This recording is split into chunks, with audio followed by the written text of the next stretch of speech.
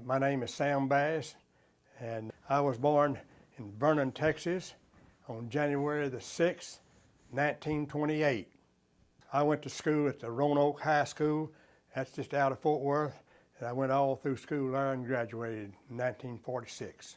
I got a brother, and he was born the same place I was, out there at Vernon. And he went through Roanoke High School with me right there. He's 18 months older than I am, and we both started school at the same time because my mother wouldn't let him walk to school by himself, and we was walking to school at that time.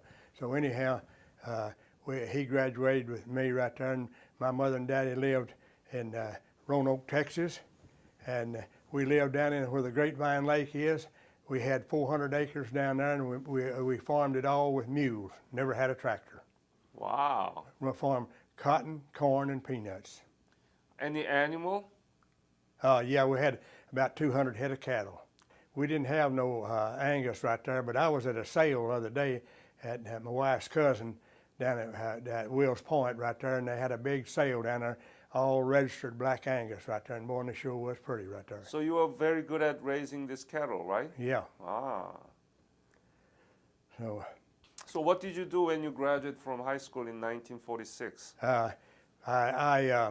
Me and my brother had a combine and a truck, and we had a friend that had a combine and truck right there, and he was my friend right there, and he and I was drafted in the Army the same day, and we went on grain harvest every year. We went north every year right there, and went to Watford City, North Dakota. When did you draft it?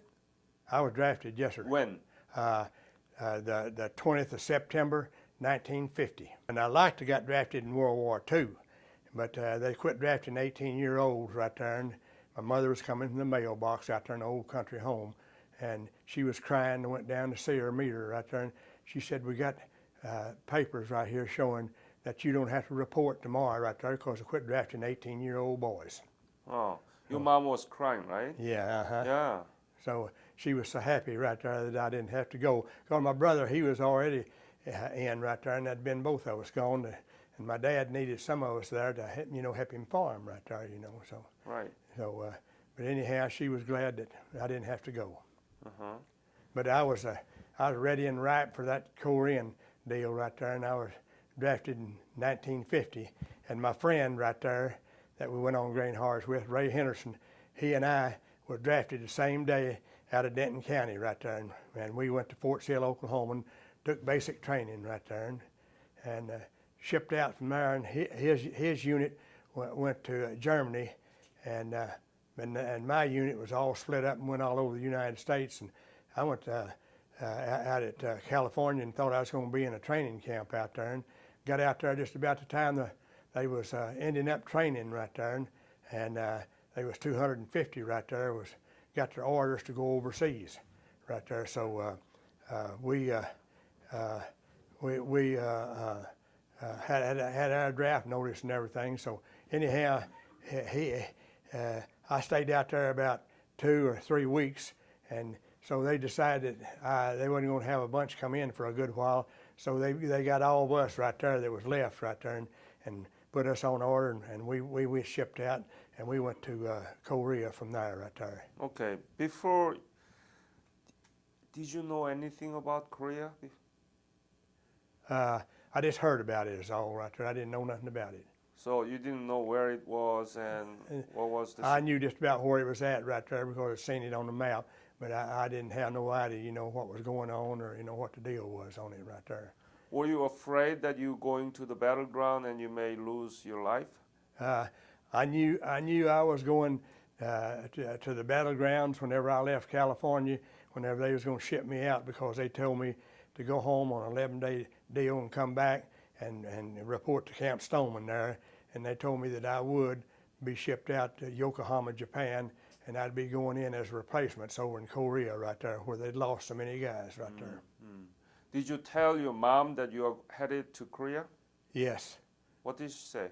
Oh, she cried right there, and her and my dad right there, and they were sure disgusted that I was going right there, and I was leaving, and my brother just got back home right there, and he got back just a little while before that right there, and so he's taking my place and helping there, you know, and so he kept on combining right there and going north every year with Mr. Henderson, Ray's daddy, and they took both combines and went on right there after we left right there. Do you remember the date that you left for Japan and Korea from California? Let's see, that must have been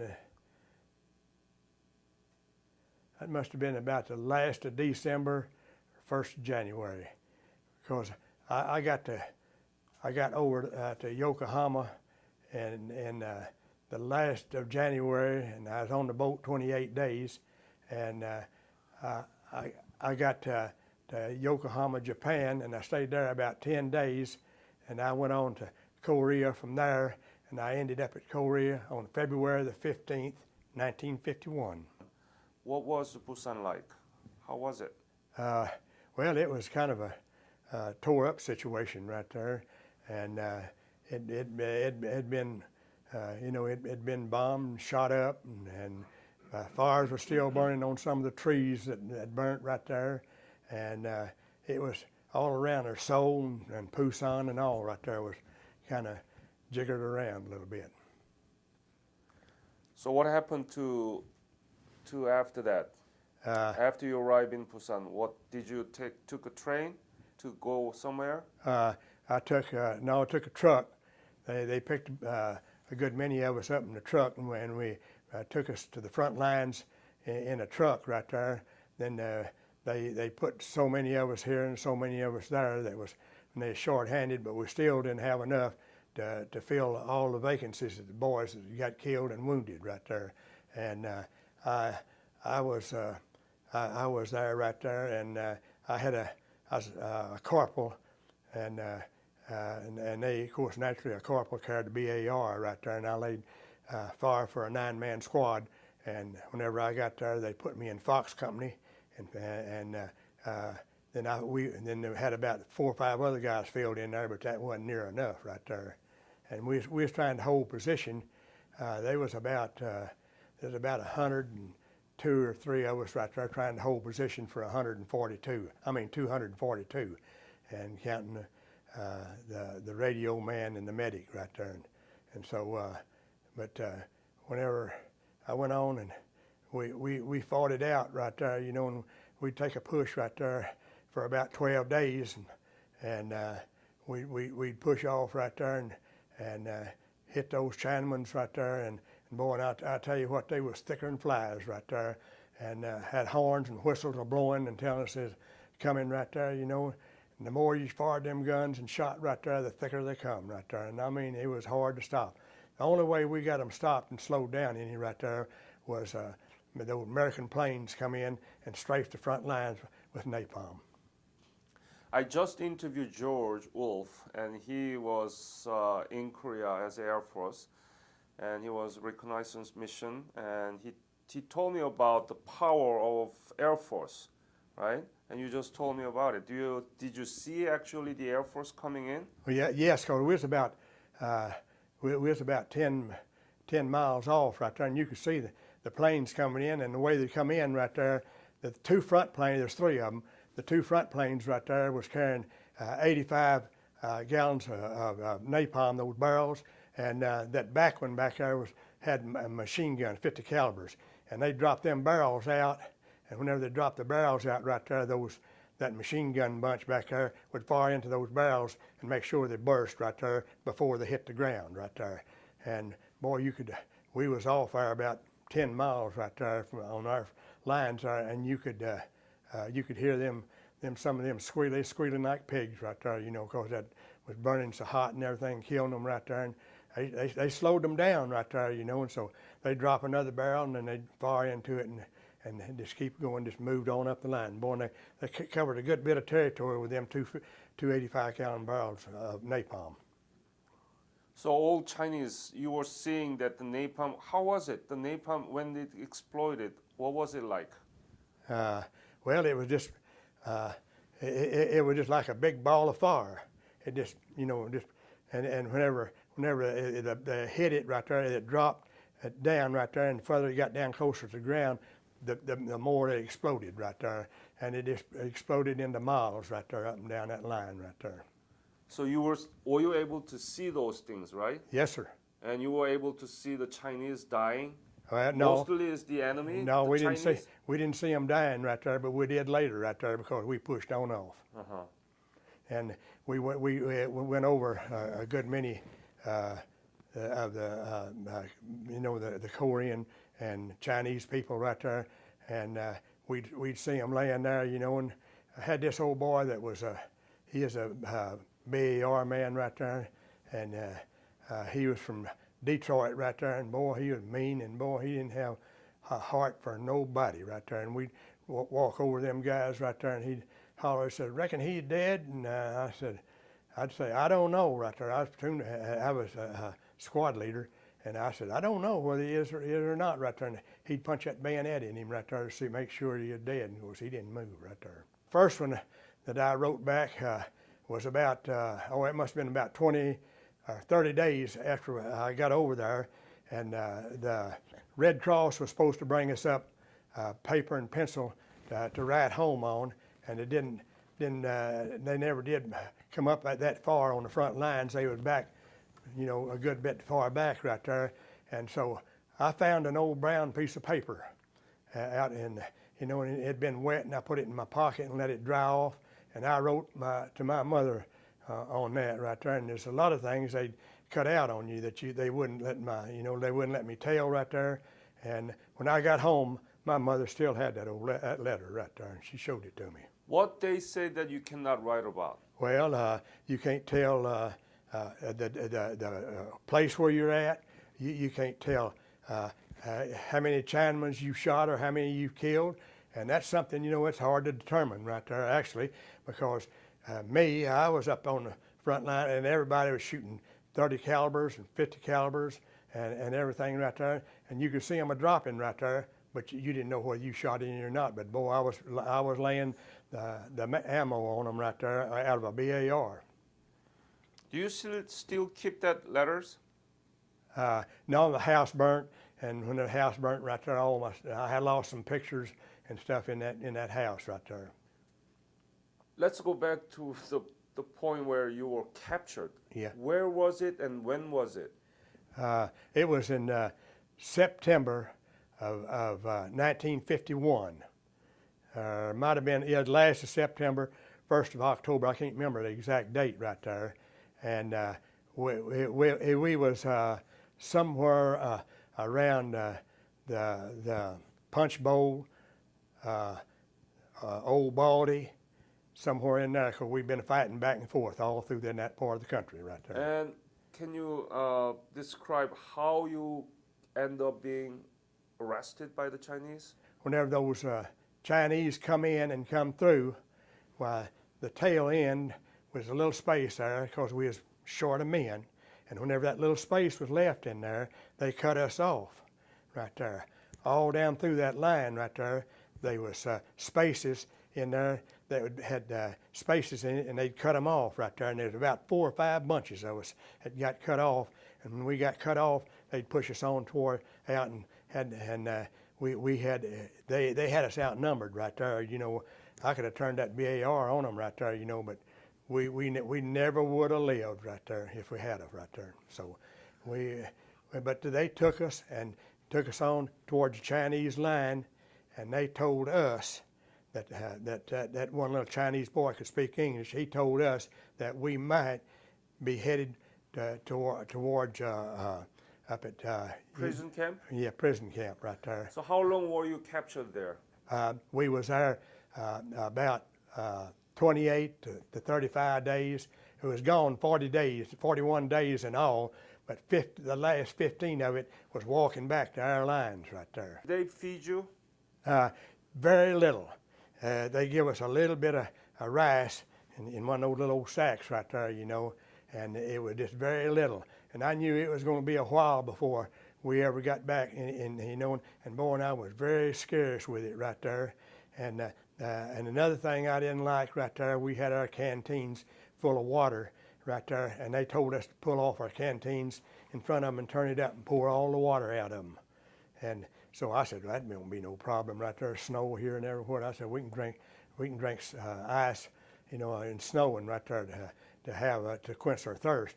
So anyhow, they kept on marching us on up, and they'd march us around here and there, and had these little shacks right there made out of grass right there, and we'd sit down beside them, not in them, sit down beside them at night right there, and they'd march us at night right there where they wanted us to go, not in the daytime.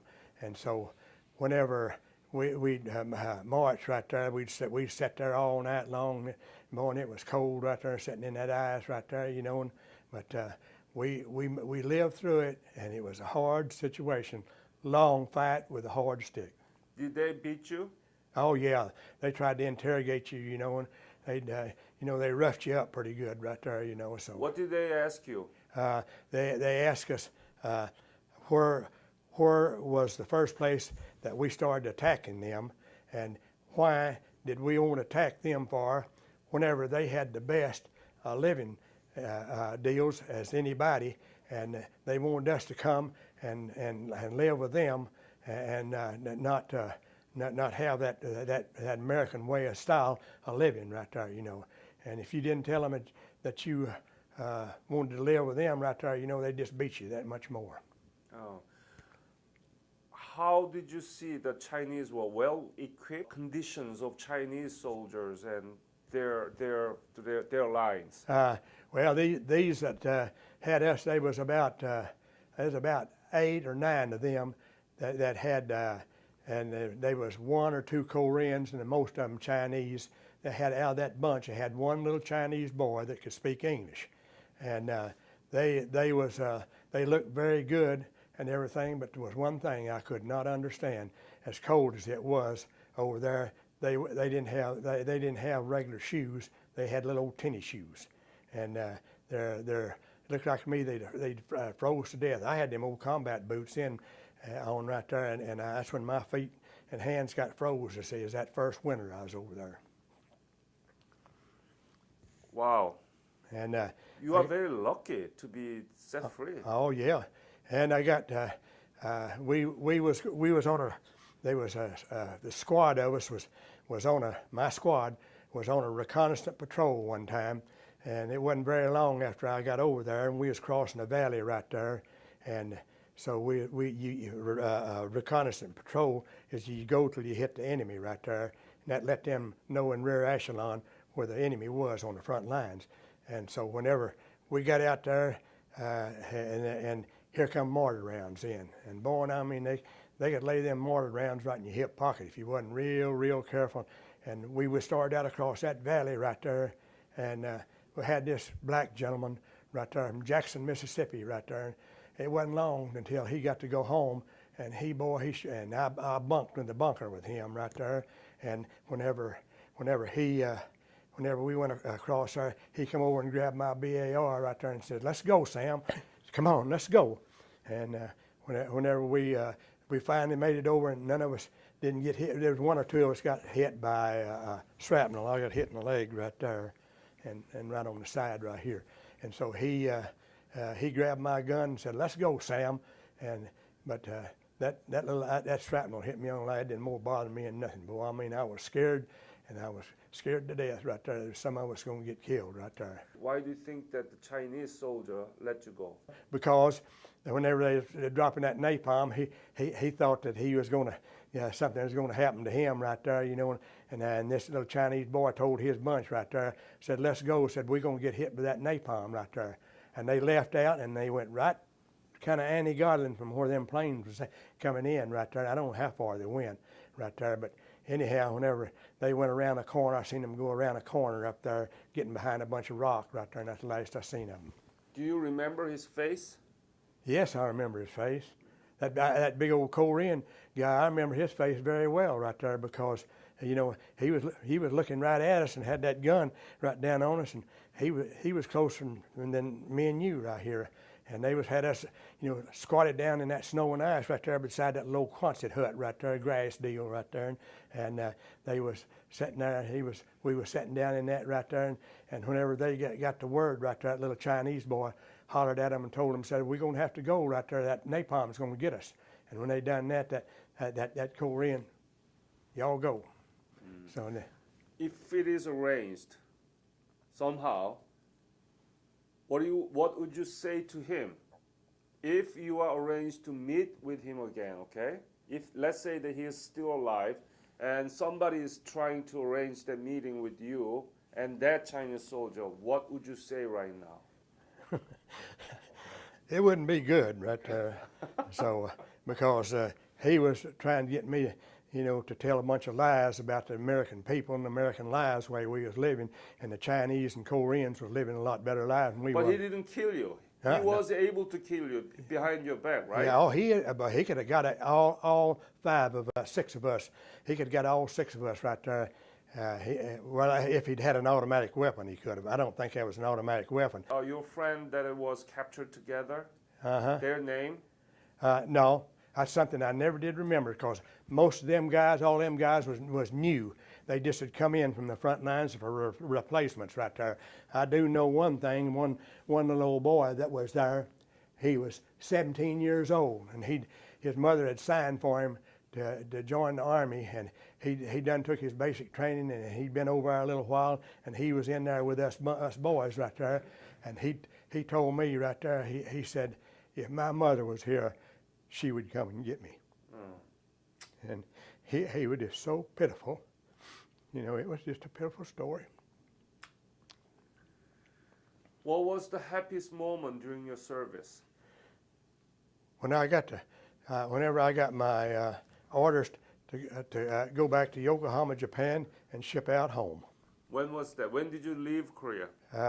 I left Korea the first or second of September 1952. Wow, you were there long.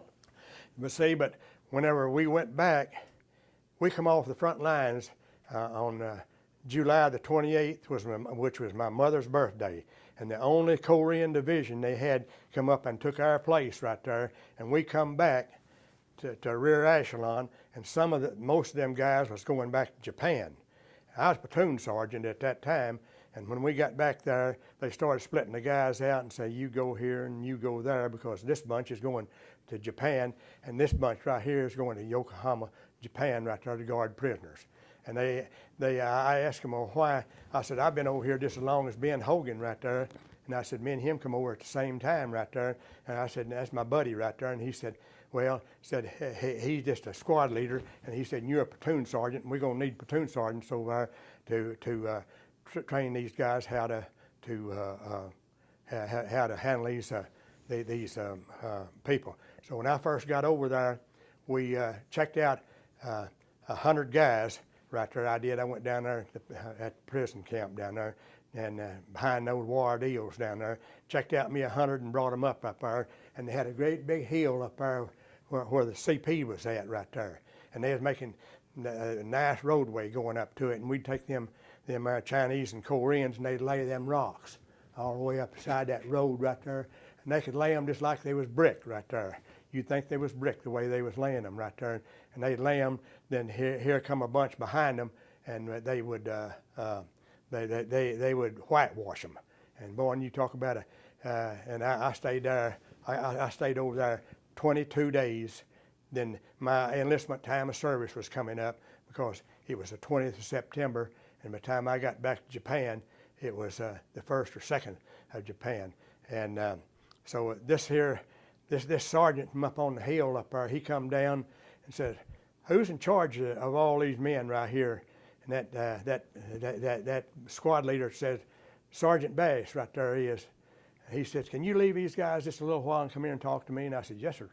And I told them guys right there, I said, each one of you got 25 guys. I said, keep them working, and until I get back. And then I said, we'll see right there. And whenever I did, I went up the top there, and he up in